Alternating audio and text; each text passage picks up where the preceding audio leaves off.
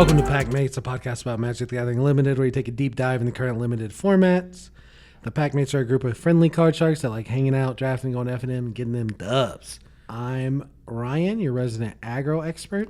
I'm Andrew, your resident rabbit expert. And I'm Joel, the resident combo expert.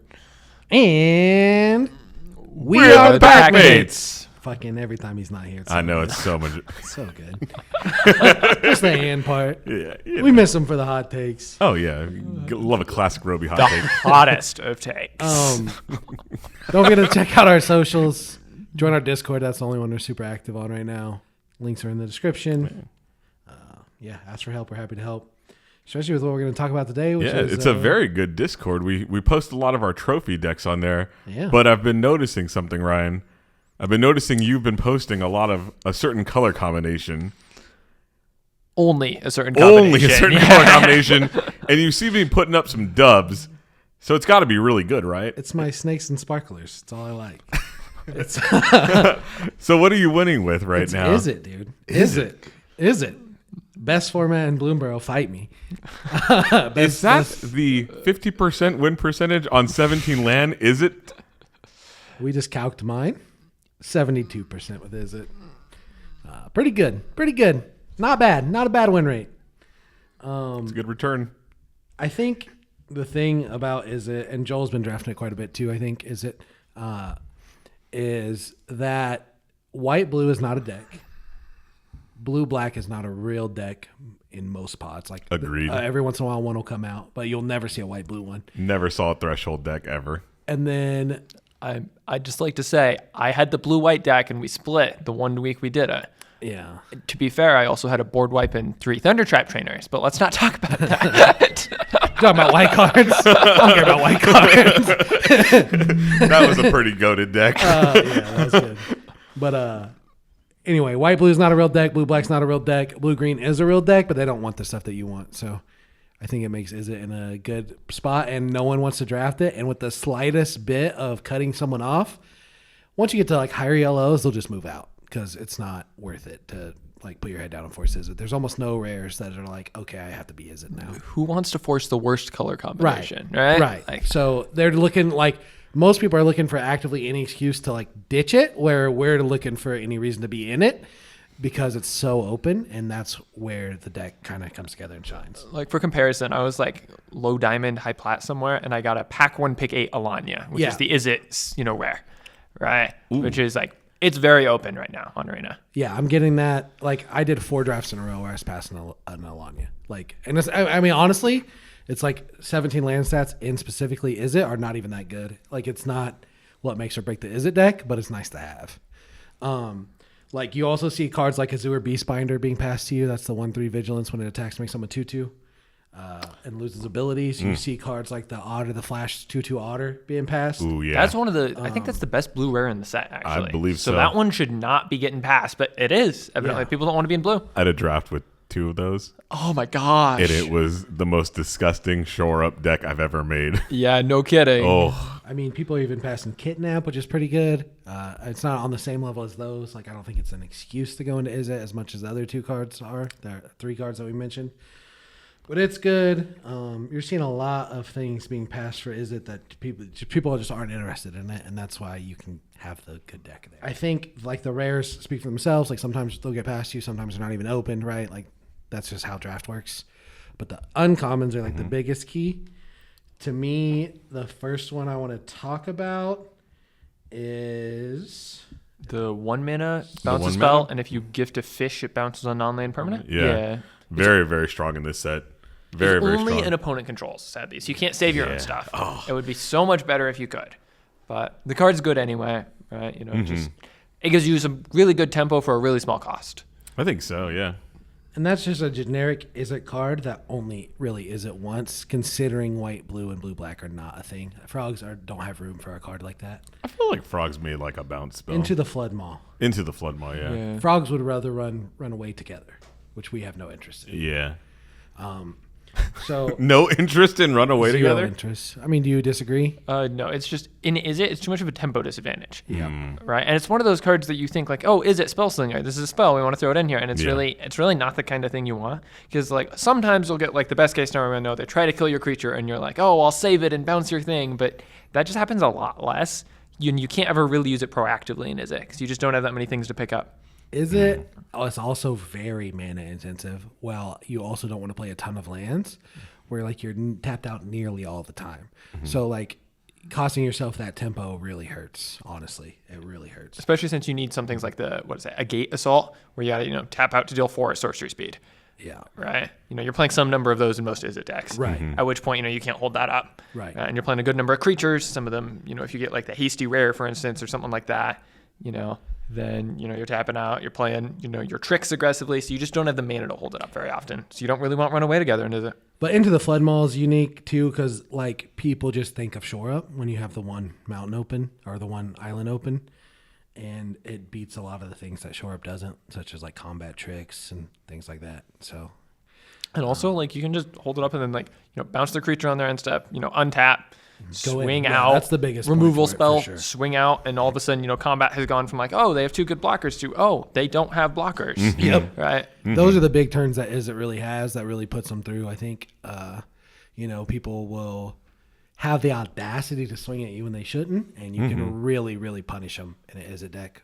And I think that's why I like it, because, they'll have a 4/4 and a 3/3 and a 2/2, right? And I don't have anything that can kill the 4/4 in blocks. Like I don't even think there's a card that can do that, really. I mean, besides the Signpost or the Prowess guy, that's bad, but the 3/4. But like, anyway, they'll get in with the 4/4, and then you're like, okay, cool, take it, bounce that, kill that. Now you take 7. And it's huge. It's just a huge swing, and now they're just on the back foot for the rest of the game, and you got to punch that stuff in. Yeah. But anyway, Into the Flood Maw is a huge sign. It's just, I think it's one of the highest.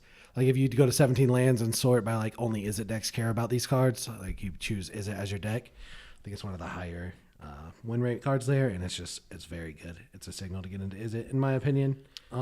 Another one is that I really like in Izzet is the 1 red wildfire thing. I forget what it's called, but it does 2 to everything, and then you can gift a card to do 1 more to something. 1 more to any target. 1 more to any target, including face, which Is can that be an relevant. instant or is that a sorcery? It's a sorcery. Oh, okay.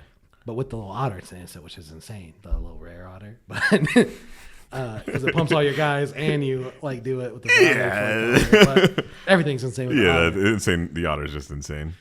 But anyway, it's very easy to draft a deck that doesn't really kill almost anything that you care about.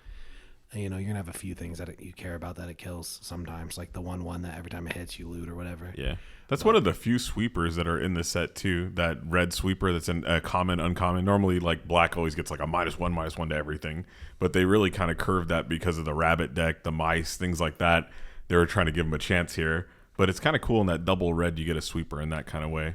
Yeah, and that's another card that none of the other red decks really care about at all. At uncommon, Can't imagine lizards wanting that. Yeah, lizards, it kills all their stuff. Mice, it kills all their stuff.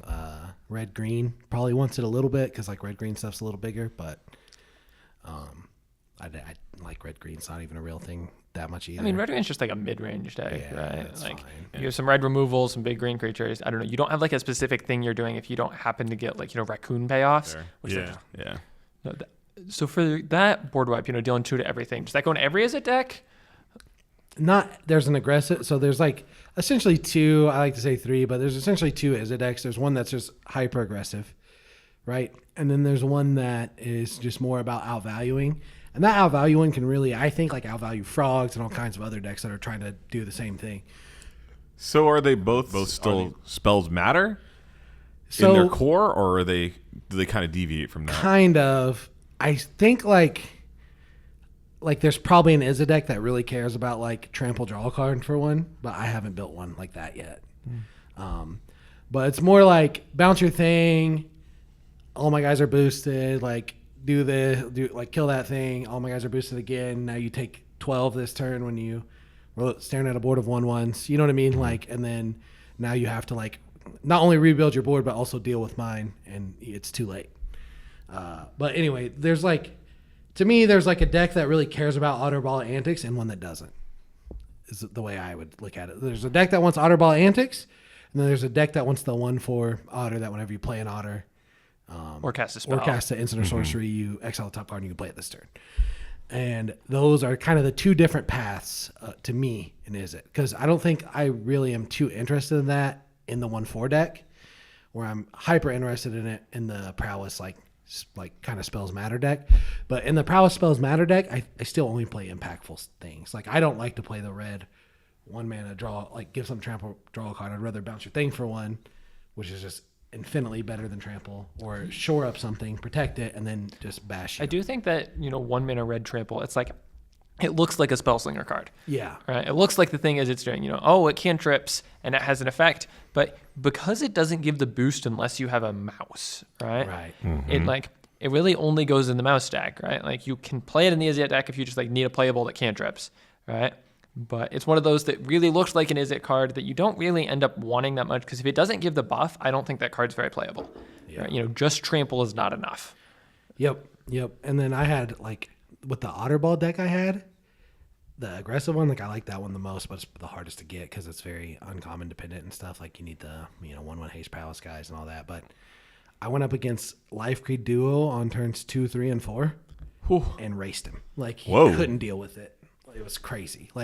The deck can just really go crazy. But anyway, and I think that's your toughest matchup in the grindy version, just because they fly over the top of you and don't really care. And the aggressive deck can beat that. But yeah, Otterball Antics is the 1 mana, 1 in a blue, make a 1/1 prowess, and then it has flashback for 4, and you get a 2/2 prowess otter. But that card can be insane in the right deck, but I think there's some Izzet decks where it just doesn't even need it. It's fine. If I'm more control-y, I don't really care about that. Right. Right? I had a deck where I had Alanya, and I had 2 of the 1/4, where whenever you cast an otter or an instant or sorcery, you exile the top, and you can play it this turn. And then I just had 10 removal spells, right? So just card advantage, removal spells, and then eventually some of the Fat Caster Mage, the 6 mana 4/4 otter that cast a spell for free, as my win cons. And it was very control-y. I was never killing fast. And then eventually I just outvalued. I played against a frogs deck that was just durdling, picking up their frogs, drawing another card, et cetera, et cetera. And I was just going over the top. Eventually all the frogs were dead and they didn't have anything else. Right. Is there room for the 6 cost otter in the aggro deck? No. So where does your curve what? 3. 3. 3. It stops at 3. Sometimes you play a couple of the 4/2s just to give you a little extra push. Yeah. Or the 3/4 menace where you expend, it deals a couple damage. Yeah, some uncommons. You might play 1 or 2 of those, but yeah, you really want the curve to stop at 3 in the aggressive deck. I'd agree. Yeah. Okay. Yeah. If you have more than 3/4 drops, you should be evaluating and make sure those are impactful enough that it matters. I would cut a 4/2 before I'd play 4/4 drops. Yeah. If I'm the aggressive as a deck, I want to be on 15 lands. I want as many 1-drops that actually do something as I can. Not just 1 mana draw card. 1-drops that really impact the board. Any the Otterball Antics, that kind of thing. A lot of 2-drops, all the 2-drops, 12 2-drops, I'd say. Right. And then 6 or 7 3-drops depending. Right. Depending on how many 1-drops you end up with, obviously. But yeah, just really low to the ground, aggressive. Maybe some cheap removal in there. Yeah. My favorite is, I think it's Blooming Blast. It's 2 mana, deal 2, and you can gift him a treasure to send 3 to the face. Yeah. All right. I found that gives you a lot of reach in the Izzet deck, where you just sometimes you don't even kill something. It's just 2 mana, deal 3 face. Yeah. Right. Yeah. Yeah. And I've been slightly underimpressed with that one, where I'm taking the 3 damage, and if you have a raccoon, you can draw and discard. I would agree that one's slightly, but they're pretty equivalent. But I often find myself with 0 raccoons, so it's just deal 3. Yeah. But and I think that's more important to me. I don't know. Going 3 face is a lot of damage. 3 face is a lot. I get it. If you're hyper aggressive, I can see where you would make that case. But I think just when you're kind of filling out, if you have that choice, I think you take the 3 damage. Take out the trash is Red's top comment. Yes. So I can't say it's a bad card. Right? It's a very strong one. How about that Otter Divination card? I'm really happy with it a lot of the times, because in the aggressive prowess decks, essentially I'm assuming you have 2 maybe of the uncommon red blue haste prowess 1/1s. Making that card cost 1 is absurd. And then if you're not in those decks, you're always interested in just grinding through and finding your stuff, right? If you're Alania, copying it, or if you're drawing 3 for 2 mana with the 1/4, right? It's pretty sick. But I'm a big fan of that one. I don't think you want infinite, but like 2. 2? Yeah. The first 2 seem reasonable. Does it go in both of the decks, the aggro and the control? I think so. Oh, okay. Yeah, I'd say so. I think you can play more copies in the control deck, obviously. Yeah. Yes. Right. But you can play 1 or 2 in your, more aggressive deck if you're like filling out spots. I think I would rather have more removal or more aggressive creatures for the most part, right? Over the second copy. Yeah. But you can pretty much always play the first copy. Sorry to go back to the aggro deck, but I hope Andrew posts my Izzet aggro picture on the video. Oh, absolutely. Because it has a ton of 2-drops. Does it really? Yeah. How many do we have? Let's see, 15. 15. Jeez. 15, one's a short bow, but short bow's sick. Like it counts prowess. Like Yeah. I've been a fan of short bow. Just I have in yet general. to play it because as someone who has not played Magic for very long, any equipment that's not a rare mythic in every limited set I've played has been bad. I've yet to see a single good one that I can remember. when something says equip for 1, that's when you really have to look at it. That's fair. Like Yeah. you just often just have 1 mana laying around for no reason. Sure. I That find one that- gives +1/+1 vigilance. Reach. Reach really Reach is stirs up legit. your worst matchup, which I think Yeah. is the bats. The Yeah, white black bats. absolutely, yeah. And really, once you get to like 4 wins, you don't see the white black bats. Like they just don't make it that far, honestly. Like unless they're like the nuts version of it, right? Which like any nuts version of a deck can make it that far. As someone who played against 3 separate Zoralines in the same deck. Yeah. But I think like if you lose early, that's when you start to see your tough matchups come out. Like mice and rabbits and bats are tough. Like rabbits are always good; they're going to be everywhere. But I've seen a lot of mice when I went more. Like I think mice is a really good deck. I think mice is not good. I think mice is really hard to come together, but that's where we differ. See, okay, to be fair, all my opponents always have like the 1-drop that you can pay 1 and upgrade into like a 2-drop rare with Valiant into a 3-drop red-white uncommon vigilance haste with Valiant, and it's like I mean, the nuts mouse deck is good, right? Like The nuts the higher mouse with yellow the, you get, the better the mouse decks are going to be, right? But like if you're playing mouse decks and even platinum, most of them are like jokes. I'd be interested to see how many trophy decks are red-white. Like I'm sure the win rate's fairly high. Like, but I'm thinking you're going 5 and 3. But maybe. because I think there's too many decks that just super outclass it. Like it can't even deal with frogs really, like at all. You just go under them. You can if you have the nuts one. Like if you have the nuts one, it's going to be good. But that's like the whole premise of this episode. Like you can always get the nuts as a deck, and it's going to be good. You know what I mean? Yeah. That's fair. Is Like, it is super underdrafted, Yeah. whereas Boros is probably overdrafted. Well, just white is overdrafted, right? Because white green is insane. White black is good. White red is good. White blue is trash. Drafting but, is like, it? So, especially when it's underdrafted, you're going to get a lot of it. Yeah. So when do you start making that conscious decision to like, I'm going to go to the control route, I'm going to go to the aggro route? I mean, like- your rares are going to dictate quite a bit of it, but there's got to be a turning point where you have to make that hard decision. I don't think there's like an aggro rare like that. I am like besides hired claw that like everybody wants, obviously. which Hired is Claw, insane. and then there's a 2/2 haste prowess. Oh, yeah, that Whenever it guy's not comes to that good. target. Okay, 2/2 for 2. I get it. Haste prowess. I play that every time. I mean, I do it too. has more text. Yeah. When you target, you get an X on the top, and you can play it. And you can play Yeah. it. Yeah. That seems good. It's good, but like that's also goes in the grindy one, right? Like Yeah, but like Yeah. I don't know. It's a That's card. definitely a more aggressive card. Yeah. Like it is more aggressive for sure. But anyway, to answer your question, I think the uncommons that you're past early kind of dictate that. So if you're seeing the wildfires, if that's like okay, I need 1/3. So now you know you're speccing to the control Like, side. Yeah, I'm going a little later. Or if Good. you're seeing the Otterball antics, you're saying, okay, well, maybe now I can just tune more aggressive because not only is the Otterball antics a prowess guy, it also triggers your prowess guys, right? And then when you are getting the signpost uncommon that makes them cost 1, they become like insane. Or 3 from the yard, I think it is just really the uncommons. If you're getting a bunch of the 1/4s, you're thinking, okay, now I'm going to lean into that, right? It's just a natural thing that you do when you draft, right? Like I got the payoffs for this. Now I need the enablers. Yeah. Right. And I think some of the enablers kind of go in both decks, right? Like both of them really want like some premium removal. Right. Right. And so like just taking, the premium removal really, pushes that decision down the road. Right. Right. And then you can, see what you're getting. And I do think you take the removal higher than a lot of the things just because, at least in my experience, a lot of the other stuff wheels. Yeah. Right? Like, yes. I have been, when I'm in Izzet, I'm like aggressively trying to wheel something by taking the card some other deck wants, and I'm like, nah, the Izzet signpost, that's going to wheel. Right? Yeah. And I did. Yeah. Right? They do. They generally do. Like I have decks with 3 of the mentors. That's the 2-drop that we're talking about. The one on Haste Prowess. Like it's because it's free. Like you get them 8th pick or 5th pick. Like it doesn't matter. Yeah. And that's why I think it's so good right now too, because it's just so open. Like you just get everything, and then these uncommons we're talking about, Utterball Antics, the 1/4, the Wildfire, the Bounce. Those are essentially Izzet cards that are just going to wheel to you some amount of the time. The Bounce is going to be a little bit more contested. Like some people will just be like, "Oh, that's fine. Like I'll just take it. It's a blue card, and I'm in blue. Whatever."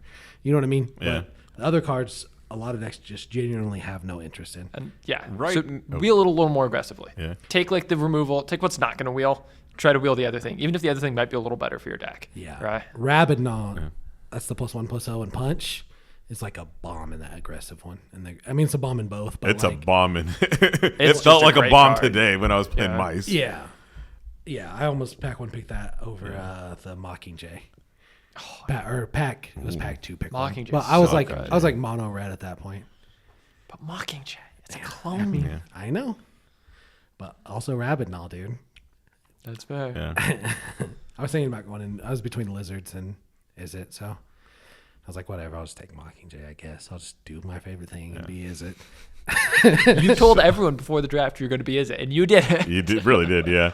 Yeah, sadly 2-1, but Well, it's not always you're not going to 7-0 a bunch of drafts with Izzet. I think importantly, all the games, like you never just steamroll people with Izzet. Like, I mean, maybe with that aggressive deck you can, right? But a lot of scrappy games in Izzet for you to squeak out. Izzet games are fun. Yes. oh yeah. And mistakes will really punish you in those games. Like if you miss one thing, it's going to be hard to I win. think that is one of the reasons the win rate's a little lower on 17 lands is that, if you like miss playing the Boros Mice deck, maybe you make like a bad attack, you probably still get some damage in. Like it's not that bad, right? Whereas like sequencing in the Izzet deck is really important. And, a lot of arena players don't really think about sequencing. They just play because it's arena, right? They're just like, throwing cards out. Oh yeah. And even among better players, they don't always like really consider everything. They're just playing for some gyms, right? They're not playing at the PT.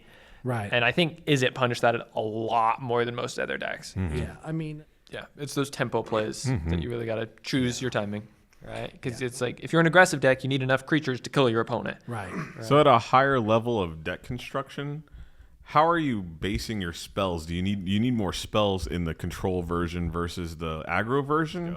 So I think my thought process for this is when I play Magic, especially like today's limited, I need a certain amount of things. Like I need some 2-drops. If I don't have some 2-drops, I'm going to lose, right? If I don't have some removal, like I might not lose, but in this deck, I'm going to lose if I don't have some removal. Absolutely. With the spells in this deck, I kind of play it similar to like a straightforward deck, I guess you would say, where all my spells are going to be impactful. Good. Like I'm not going to put a spell in just because, it's a spell and I need this certain count.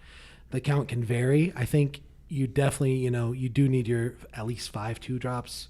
You need your, you need a couple 3-drops, whatever. You don't want a ton of high stuff on the curve. Like you don't want a ton of fat casters and Elenias, but like you can have a couple, right? But if the spell's not impactful, you shouldn't put it in. The only exceptions to that, which aren't obviously impactful, are the one that draws you 2 cards. And that's just so cheap. It's like you have to put it in. It costs 1 so much. And Shore Up. Shore Up is like, I know a lot of people like to play those, but I always like to have 1 or 2 in my prowess decks.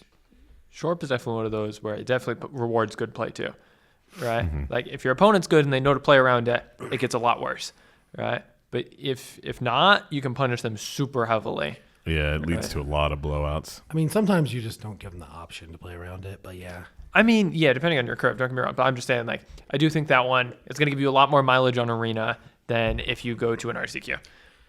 And I've noticed, like, as I'm climbing the ladder in arena, Shore Ups with this deck specifically are becoming a lot more of a combat trick than like a It does just get save. +1/+1. Yeah. Yeah, and with Prowess Guys +2/+2 and untaps it And it's like, it can be a big blowout just for 1 mana. It is always scary when you have to do it, though, because it's like, if they respond to my shore up, then I just lose the game. But sometimes you have to make those calculated risks. But yeah, I always like to have a couple shore ups. But other than that, like, I don't really, I mean, I put War Squeaks in my aggro deck. I put 1. I think those are fine in the aggro deck. Like, essentially representing +2/+2 and something can't block that turn is like another one of those huge tempo plays where it's like, okay, now they have to chill for a while. Like, they might not be dead, but they're close to it now. You know what I mean? I've been lower on that one. I'm not super impressed. I'm not advocating for running a ton, just in the aggro deck specifically. I mean, if you're super aggressive, I can go in super aggressive decks, but It feels like a 23rd card where I'm like, Yeah, I'm for looking sure. very aggro-y right now. Or I have a lot of 2-drops where this would be fine. Or if I'm trying to do like double spell and on 3 or something like that. It was insane in one particular game I had where it was I had like 3 mana and I was like just mana screwed, right? It's like pretty late in the game.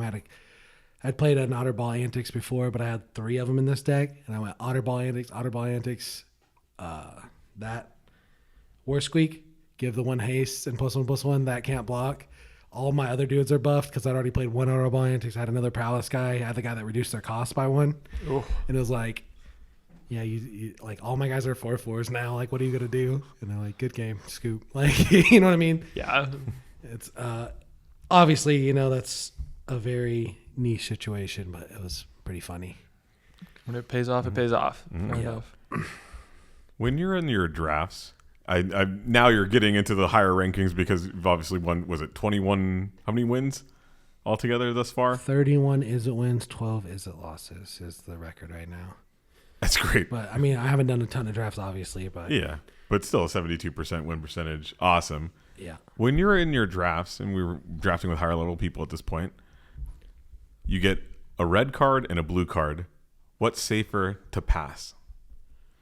You can I mean, send the something blue out. cards, like, you've drafted on Arena, right? Like, the blue cards are last picks a lot of the time. Like, if you just track how many blue cards you get last pick, you pass it out. Joel takes a lot of risks, like when he wheels, like when you draft with Joel, he's like, this will wheel, like whatever. I am a lot more safe with that. It's like, I need this card. You know what I mean? So I'm just going to take the better one.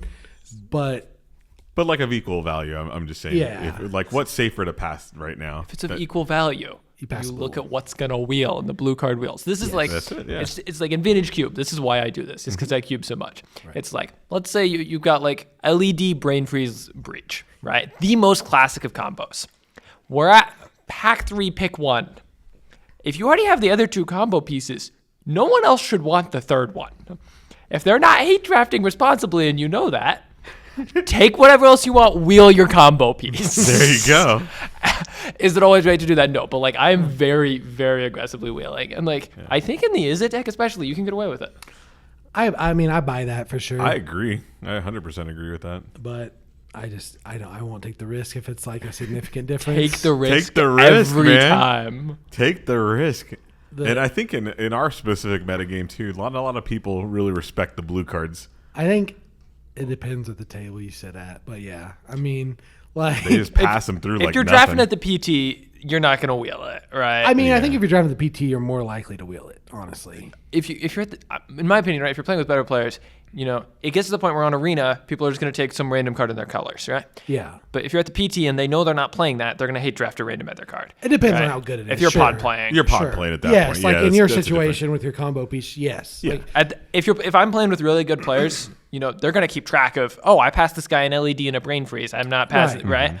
But if I'm playing with some random people or just some people at Tuesday Cube, right, I'm going to wheel it. I think the higher level players kind of turn their noses up. Is it enough right now at this point?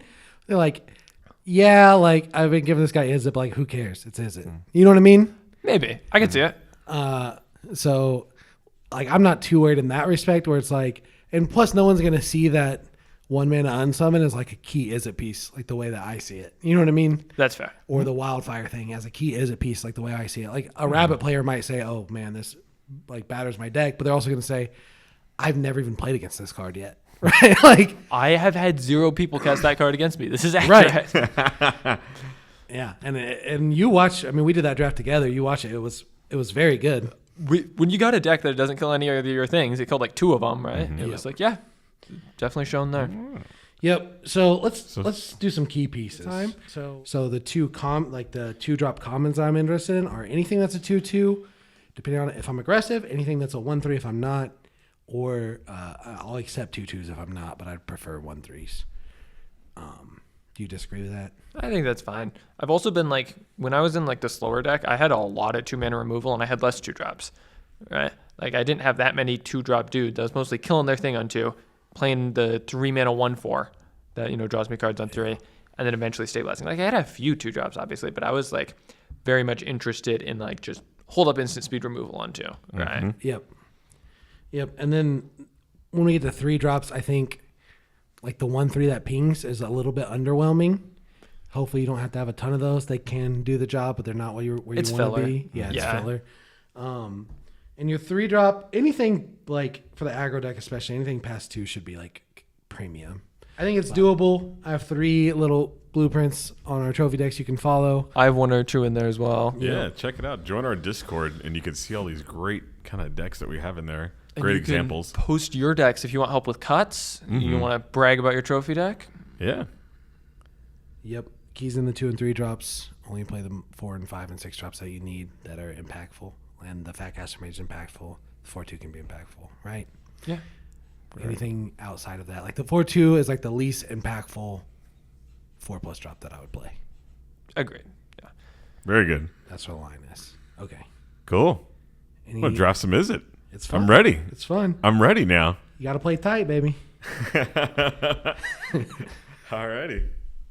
Well. Yep. Is that all we got? Yeah. See you guys on Discord. Catch you on Flippy Flop. Catch us there.